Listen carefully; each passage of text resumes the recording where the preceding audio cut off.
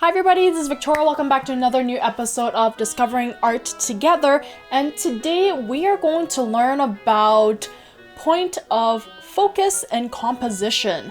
So we're going to do something a little bit fun today because we're going to take a painting from a French 18th century artist called Jean-Baptiste-Siméon Chardin. And that painting of his is called Soap Bubbles, and we're going to kind of recompose and reorganize the composition just to see if we can kind of change the focus and kind of get a better understanding of how composition works. So if you guys are ready, let's get started.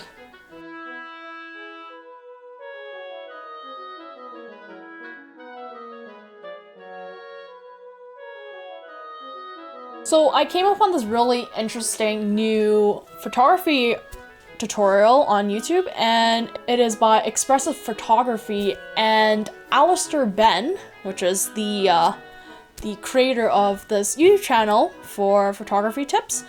He mentioned in his video called "The best and fastest way to master composition is that we would want to keep the cool stuff and eliminate the uncool." So I found that wording very, very interesting, and it's like a new way of taking a look at composition. So we're going to take his word for that and see if we can actually apply it to the painting that we are going to look at today of Jean-Baptiste-Siméon Chardin of Soap Bubbles. So let's go ahead and see how we're going to play around with the point of focus in this painting's composition. One of the main things that when it comes to composition is you're supposed to make a point. That's the whole point of a composition. So you're telling a story, you want people to focus on a specific thing, and that's going to be the focus point. So what we're going to do that is that Alister mentioned that when it comes to photography and when you're picking composition in it, a lot of the scenes are already pre-composed, so that's why I chose a painting, so the painting would actually act as the landscape photography or scenery that we're using. So we have a fixed, or we already have a pre-prepared material or a already pre-existing composition, and then we're going to see if we can actually take that and kind of lead where we want to focus and also recompose the composition it already has. So that was the really interesting and fun thing that I want to experiment. So what we're going to do here is that when we take a look at the full painting of Chardin's Soap Bubbles, we can kind of see that the original composition of the painting is very beautiful, very well composed. So even within this painting, what happens? What would happen if we were to recompose it? And how could we do that? So we're going to take the first tryout. So what I'm going to do here is I'm going to crop out the leaves at the top away from the painting itself, and also the bottom part. So I'm kind of taking all the greenery in the painting. So like no more greenery. We're taking that out of the picture. And then once we do that, now we can take a look and kind of see that the main focus is definitely the boy that's blowing the bubbles, right? And it makes us focus a lot better because there is less distractions around, and we have less things to keep us occupied.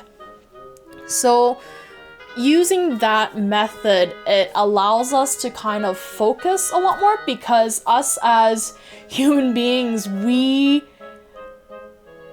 can't really focus on multiple things at the same time. So having a restriction or kind of reserve ourselves to focus on less things in a painting would actually help us concentrate our focus at the main spot that we want to, which is basically the person.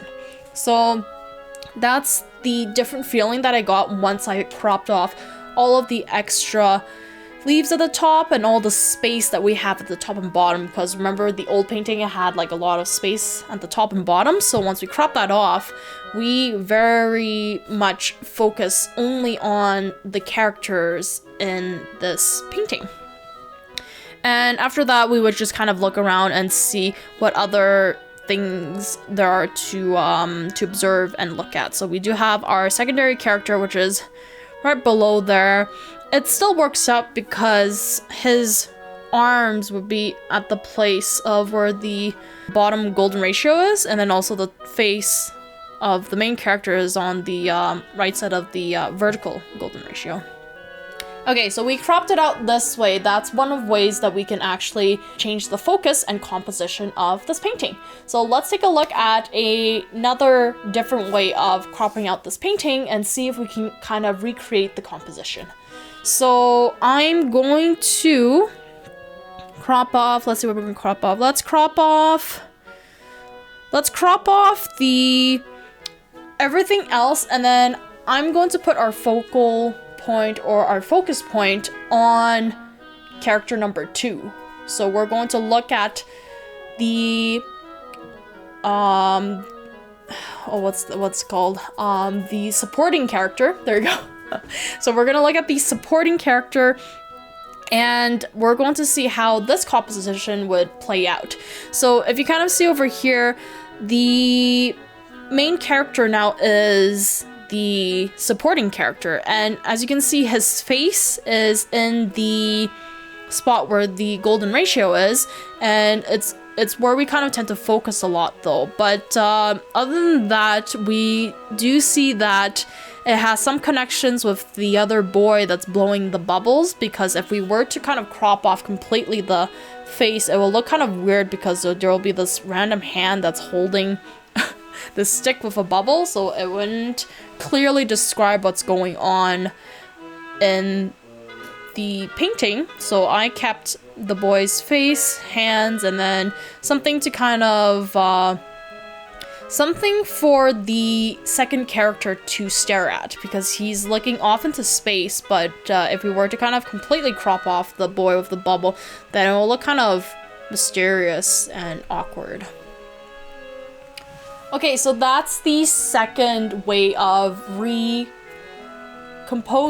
the composition of this painting. Now let's take a look at another way that we could probably recompose this painting.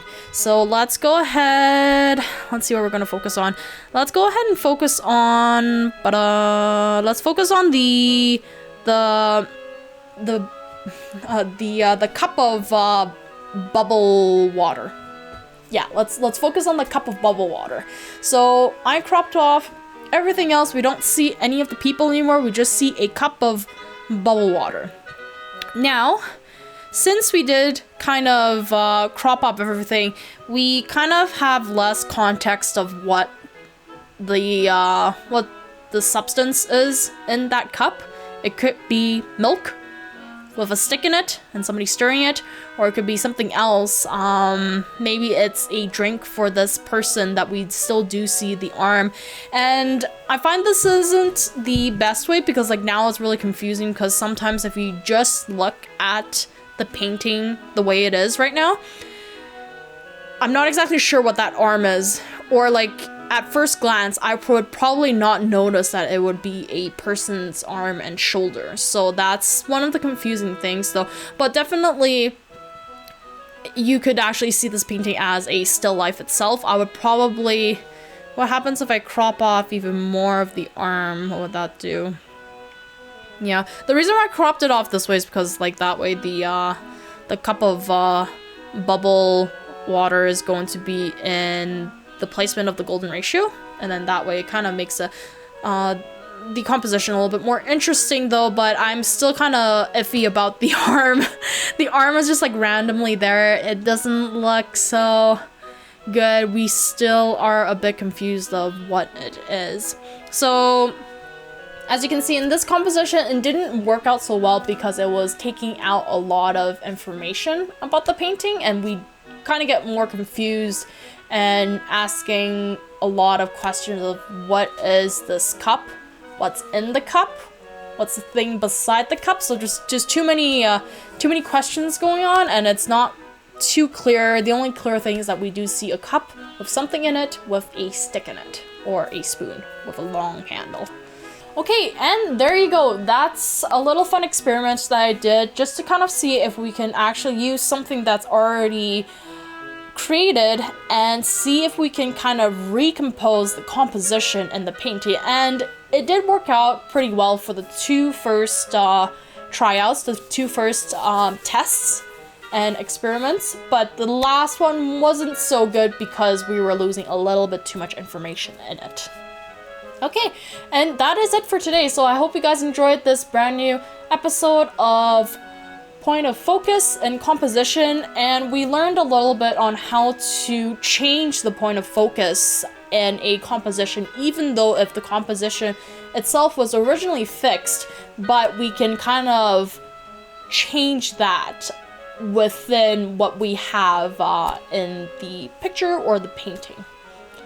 Okay, so mini exercise for you guys this week is basically you're going to pick a picture that you like or a painting that you like, and you're gonna try to reconstruct and recompose the composition.